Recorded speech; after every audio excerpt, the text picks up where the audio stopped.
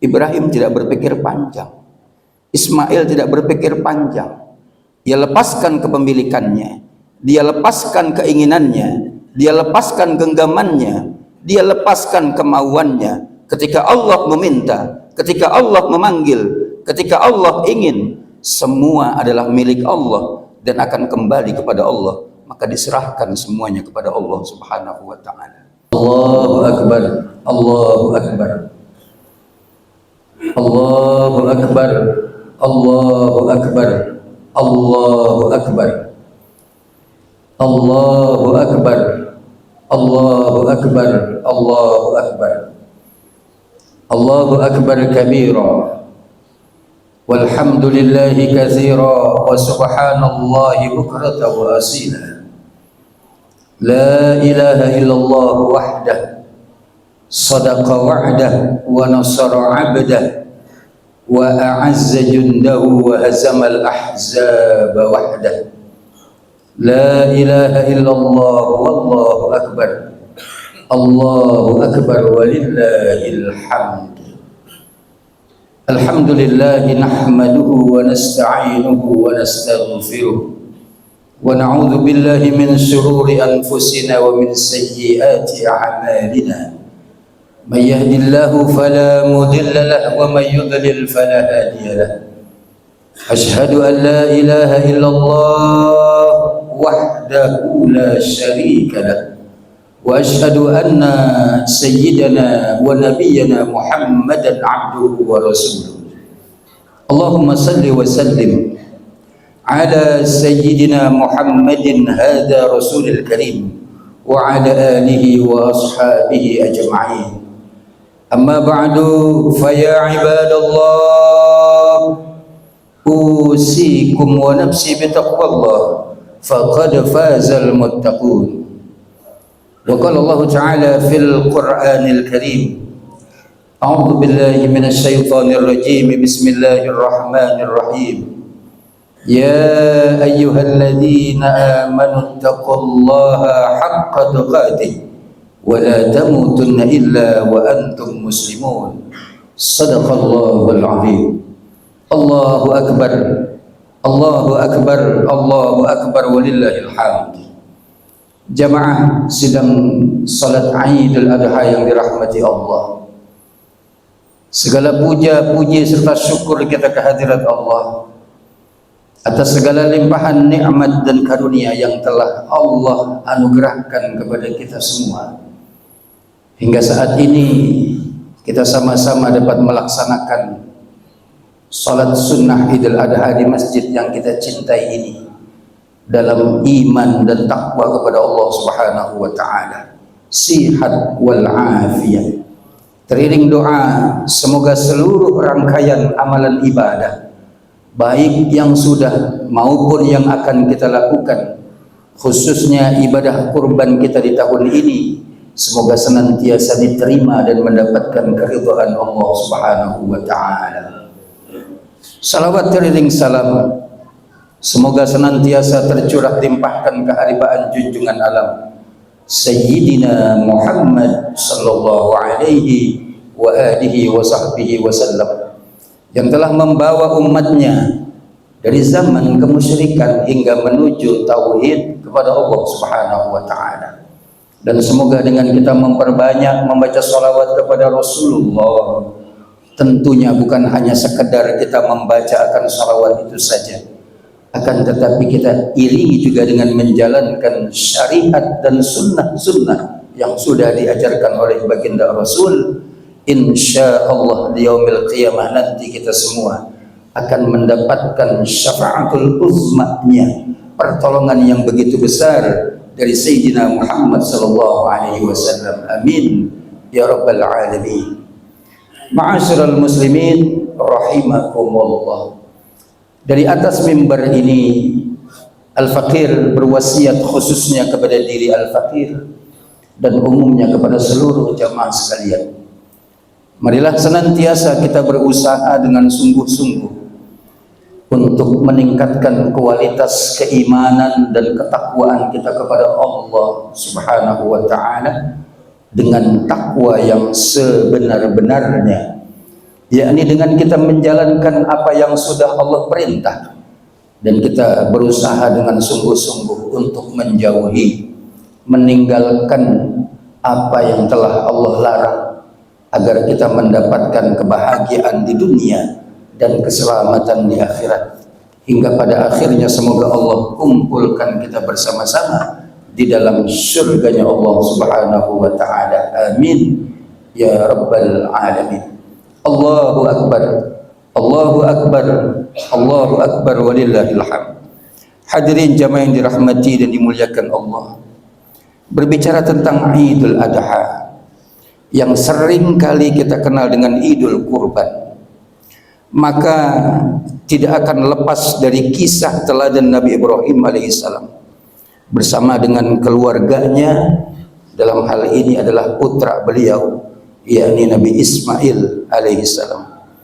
Maka jika kita berbicara sosok Nabi Ibrahim, kita bisa melihat bagaimana teladan hidupnya dalam menyikapi setiap rentetan ujian yang menerpa dalam kehidupannya. Hadirin jamaah yang dirahmati Allah, seseorang itu makin kuat imannya, maka akan semakin berat ujiannya. Saya ulangi, seseorang itu makin kuat imannya, maka akan semakin berat ujiannya. Itulah yang membuat Nabi Ibrahim disebut sebagai ayahnya atau bapaknya para nabi. Bahkan Nabi Ibrahim disebut sebagai Khalilullah, kekasih Allah. Bahkan beliau menjadi uswah, contoh yang baik, contoh yang sempurna di dalam Al-Quran. Mengapa demikian? Karena ujian yang Allah hadirkan dalam kehidupan Nabi Ibrahim alaihissalam, yang tentunya ujian yang menerpa Nabi Ibrahim, agar kita, mohon maaf ayah bunda teman-teman sekalian, yang pagi hari ini merasa sedang diuji, yang saat ini merasa sedang punya persoalan, maka mohon maaf jika kita bandingkan dengan ujian Nabi Ibrahim, rasa-rasanya ujian kita tidak ada apa-apanya. Lantas apa ujian Nabi Ibrahim alaihissalatu wassalam? Yang pertama, saat Nabi Ibrahim mendapatkan wahyu dari Allah untuk beriman kepada Allah Subhanahu wa ta'ala, maka sejak saat itu tertanam dalam hatinya, tertanam dalam keyakinannya bahwa tidak ada Tuhan kecuali Allah. Pemahaman itulah yang kemudian awalnya ujian datang dalam kehidupannya. Pertama, ujian datang dari ayahnya bernama Azar, karena ayah Nabi Ibrahim adalah penyembah dan pembuat patung berhala. Maka hadirin, jika ada di antara kita yang saat ini sedang diuji oleh orang tuanya, jangan heran, karena ujian pertama Nabi Ibrahim ketika dia beriman kepada Allah, justru ujian itu datang dari orang tuanya. Yang kedua, ketika masyarakat mengetahui bahwa Nabi Ibrahim memiliki keyakinan yang berbeda dengan mereka, lalu kemudian sampailah kabar ini kepada sang raja yang zalim saat itu, yakni Raja Namrud namanya. Maka ketika itu Nabi Ibrahim alaihi salatu wassalam ditangkap oleh sang raja dengan bala tentaranya. Dipersiapkan, dalam sejarah disebutkan, ditumpuk kayu bakar yang tinggi, bahkan setinggi rumah pada zaman itu. Sudah disiapkan kayu bakar yang tinggi, Nabi Ibrahim ingin dijebloskan ke dalam kobaran api yang begitu dahsyatnya. Qadarullah, Allah selamatkan Nabi Ibrahim dari kobaran api yang begitu dahsyat. Ini diabadikan di dalam Al-Quran. Qulna ya naru huni bardan wa salaman ala Ibrahim. Allah perintahkan kepada api untuk dingin dan menjadi keselamatan bagi Ibrahim. Walaupun penguasa itu zalim, walaupun Raja Namrud sudah mempersiapkan segala sesuatu dengan kejahatannya, akan tetapi Nabi Ibrahim yakin di dalam hati dan keyakinannya bahwa la ilaha illallah tidak ada Tuhan kecuali Allah. Dan Nabi Ibrahim yakin, innama amruhu idza arada syai'an ayyaqula lahu kun fayakun.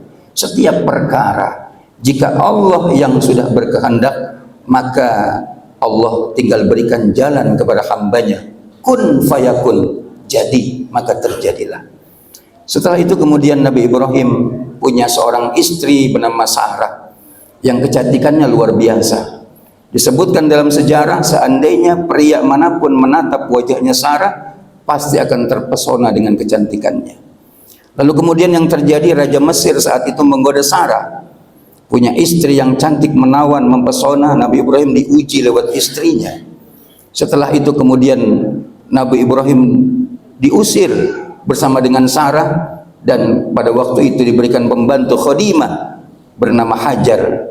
Pergi kemudian Nabi Ibrahim ke sebuah tempat yang hari ini kita sebut Palestina, yang dahulu namanya adalah Syam. Di tempat itu diuji lagi, yang mana Nabi Ibrahim berdoa kepada Allah agar di rumah tangganya dikaruniakan seorang anak, dan doa ini pun diabadikan dalam Al-Quran, Rabbi habli minas shalihin. Allahu Akbar, Allahu Akbar, Allahu Akbar, walillahil hamd. Nabi Ibrahim berdoa kepada Allah dalam waktu yang sangat lama dan panjang, dan pada akhirnya Allah mengabulkan doa Nabi Ibrahim. Fabasyarnahu bigulamin alim, maka kami berikan kabar gembira kepadanya dengan kelahiran seorang anak yang sangat sabar, lembut, halim. Hadirin jamaah yang dirahmati dan dimuliakan Allah, kemudian lahir Ismail pada waktu itu. Dan ketika lahir Ismail dari rahim Hajar, Sarah kemudian cemburu. Kemudian Sarah meminta kepada Ibrahim untuk menjauhkan Hajar dan Ismail dari pandangannya. Maka anak yang bertahun-tahun dinanti selama ini dibawa oleh Ibrahim bersama dengan Hajar ke sebuah tempat yang sangat jauh, yang tempat itu jangankan manusia tinggal, hewan, tumbuhan tidak tinggal di sana, yang saat ini kita kenal sebagai kota Mekah. Dibawalah Hajar dan Ismail ke sana. Namun ada perintah Allah, Ibrahim, engkau hanya bertugas mengantarkan Hajar saja, tinggalkan Hajar dan Ismail di sana. Allahu Akbar. Kita bisa bayangkan seorang perempuan dan seorang anak kecil ditinggalkan di padang pasir yang tandus, tidak ada manusia, tidak ada tumbuhan yang tinggal di sana. Bertahun-tahun menanti datangnya seorang anak. Kemudian anak itu lahir, tapi Allah perintahkan untuk dipisahkan. Lalu kemudian Ibrahim meninggalkan Hajar dan Ismail lantas kembali untuk menemui Sarah. Setelah itu lama tidak ketemu, lama tidak berjumpa dengan Hajar dan Ismail, sampai pada waktunya Ibrahim kembali ke kota Mekah untuk menemui Ismail bersama Hajar. Hadirin yang dirahmati Allah Subhanahu wa taala, baru saja sesaat Ibrahim melepaskan rindu dengan Ismail dan Hajar, kemudian muncul mimpi dari Allah Subhanahu wa taala. Falamma balagha ma'ahu sa'ya, maka tatkala Ismail sudah tumbuh dewasa, dalam beberapa tafsir disebutkan Ismail saat itu berusia 7 tahun. Ada yang menyebutkan 12 tahun, ada pula yang menyebutkan 15 tahun. Akan tetapi semua sepakat bahwa saat itu Ismail sedang menjadi pribadi yang baik, sedang bisa diandalkan menjadi seorang anak. Hadirin, apa yang kemudian terjadi yang berkenaan dengan mimpi dari Allah Subhanahu wa taala ini? Ya bunayya inni ara fil manam anni azbahuka. Anakku, ayah memang sudah lama tidak berjumpa denganmu, akan tetapi semalam ayah bermimpi harus menyembelihmu. Fanzur madza tara. Anakku, apa pendapatmu tentang mimpi ayah ini? Hadirin jamaah yang dirahmati dan dimuliakan Allah Subhanahu wa taala, lihat solehnya Ismail. Apa jawaban Ismail ketika ayahnya bertanya, fanzur madza tara, semalam ayah bermimpi harus menyembelihmu, apa pendapatmu? Ya abati fa'al ma tu'maru satajiduni insyaallahu minas sabirin. Ayahku, lakukan saja apa yang Allah perintahkan kepadamu. maka niscaya aku berharap menjadi orang-orang yang sabar. Dan apa yang terjadi? Ibrahim tidak berpikir panjang, Ismail tidak berpikir panjang. Dia lepaskan kepemilikannya, dia lepaskan keinginannya, dia lepaskan genggamannya, dia lepaskan kemauannya. Ketika Allah meminta, ketika Allah memanggil, ketika Allah ingin, semua adalah milik Allah dan akan kembali kepada Allah, maka diserahkan semuanya kepada Allah Subhanahu wa ta'ala. Allahu Akbar. Hadirin, Nabi Ibrahim bertahun-tahun menunggu, bertahun-tahun menanti. Sudah lama tidak bertemu dengan Ismail. Sekalinya ketemu, Allah perintahkan untuk disembelih. Kemudian Ibrahim pulang membawa Ismail dan bilang kepada istrinya Hajar, "Wahai istriku, tolong sisir rambut Ismail. Tolong berikan pakaian-pakaian terbaik buat Ismail. Tolong beri makan dulu Ismail." Kemudian Hajar bertanya kepada Ibrahim, "Hendak kau bawa kemana anak kita, wahai suamiku?" Ibrahim menjawab, "Aku ingin mengajak anak kita jalan-jalan. Sudah lama tidak berjumpa, sudah lama tidak bertemu." Maka dilepas Ismail oleh Hajar, dilepas Ibrahim oleh Hajar untuk memenuhi panggilan Allah, untuk memenuhi perintah Allah Subhanahu wa ta'ala. Hadirin, ketika sudah dipersiapkan segala sesuatunya oleh Ibrahim alaihissalam, sudah disiapkan pisaunya, sudah disiapkan batunya, sudah mempersiapkan diri untuk menyembelih Ismail, lalu Allah mengganti Ismail dengan ghanam, dengan kambing, dengan domba. Pertanyaannya, kenapa Allah mengganti Ismail dengan kambing? Mengapa Allah mengganti Ismail dengan domba? Karena saat itu Allah tidak menginginkan Ismail untuk dibunuh. Allah tidak menginginkan Ismail untuk disembelih. Allah hanya ingin menguji ketauhidan Ibrahim. Allah hanya ingin menguji ketauhidan Ismail dalam kehidupannya. Allahu Akbar, Allahu Akbar, Allahu Akbar, walillahil hamd. Hadirin jamaah yang dirahmati dan dimuliakan Allah Subhanahu wa ta'ala. Dari sekelumit kisah ujian Nabi Ibrahim yang saya hadirkan pada pagi hari ini, yang jika kita bandingkan ujian kita dibandingkan dengan ujian Nabi Ibrahim, tidak ada apa-apanya. Maka mungkin ada di antara kita yang saat ini sedang di PHK, ada yang saat ini sedang mengalami ujian dirasa begitu berat, uang habis, banyak kebutuhan, banyak hutang bahkan dan lain sebagainya. Demi Allah, ujian kita yang terasa berat tidak ada bandingannya dibandingkan dengan ujian Nabi Ibrahim alaihissalam. Maka Idul Adha adalah momentum untuk kita semua bisa mengambil hikmah dari Idul Adha tahun ini.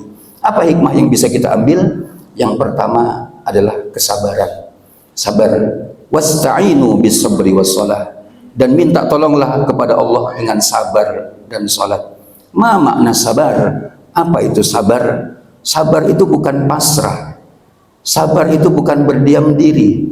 Akan tetapi sabar itu adalah ikhtiar terbaik, memilah dan memilih langkah yang diridhai Allah Subhanahu wa ta'ala. Maka orang yang beriman itu sangat proporsional. Dia meniti hari-harinya menggunakan bentuk kesabarannya kepada Allah Subhanahu wa ta'ala. Mohon maaf lahir batin, Nabi Ibrahim tidak mempan oleh api bukan karena tubuh Nabi Ibrahim yang kuat, akan tetapi di dalam diri Nabi Ibrahim ada kesabaran dan ketaatan yang luar biasa di hadapan Allah Subhanahu wa ta'ala. Maka hadirin, yang harus kita lakukan dalam kehidupan ini adalah tetaplah kita bersabar dalam mengarungi kehidupan ini. Yang kedua adalah ketauhidan. Tidak ada tempat, tidak ada zat yang bisa menjadi sandaran kita kecuali hanya kepada Allah Subhanahu wa ta'ala. Bukan bos kita, bukan perusahaan kita, akan tetapi Allah tempat kita bersandar. Jika kita yakin bahwa tidak ada Tuhan kecuali Allah, maka kita tidak akan pernah takut kepada siapapun kecuali kita hanya takut kepada Allah. Jika kita yakin bahwa tidak ada Tuhan kecuali Allah, maka kita tidak akan pernah minta tolong kepada siapapun kecuali kita hanya minta tolong kepada Allah. Iyyaka na'budu wa iyyaka nasta'in. Hanya kepada Engkau ya Allah hamba menyembah, dan hanya kepada Engkau ya Allah hamba mohon pertolongan. Hasbunallah wa ni'mal wakil, ni'mal maula wa ni'man nasir.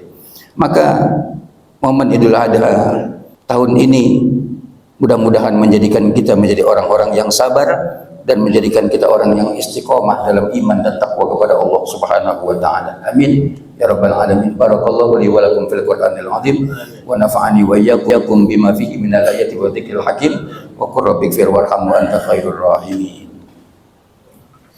Allahu akbar, Allahu akbar, Allahu akbar.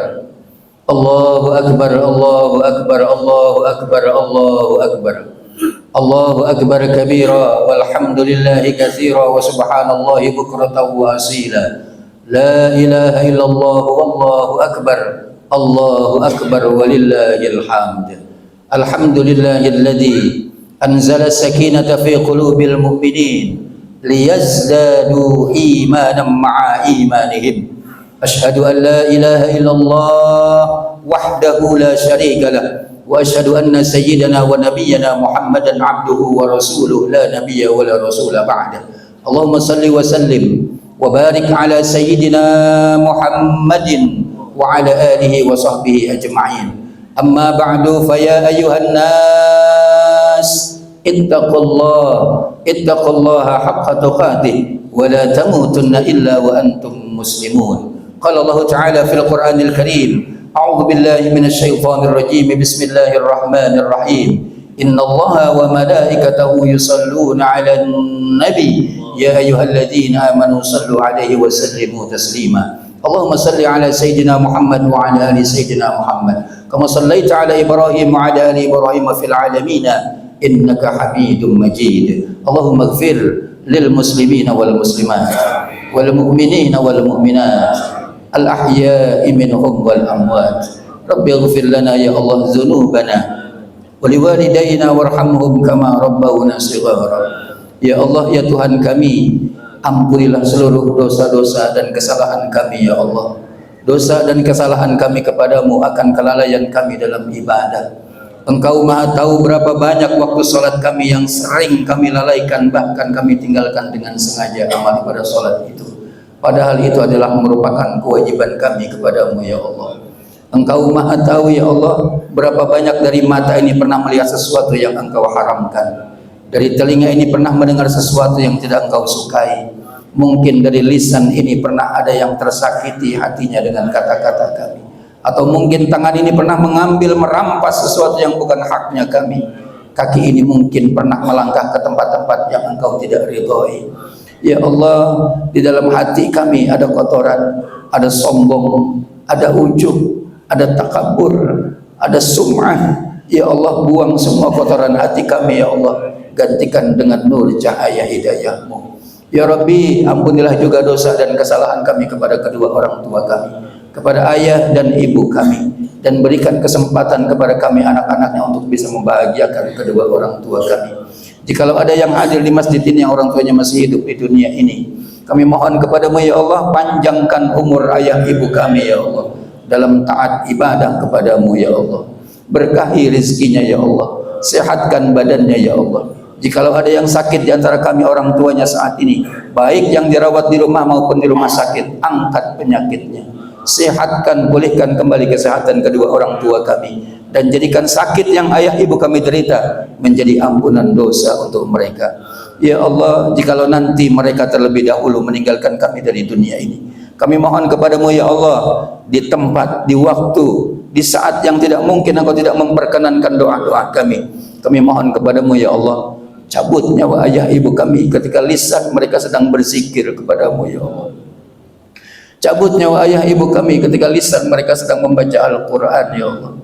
Cabut nyawa ayah ibu kami ketika mereka dalam keadaan bersujud kepadamu ya Allah.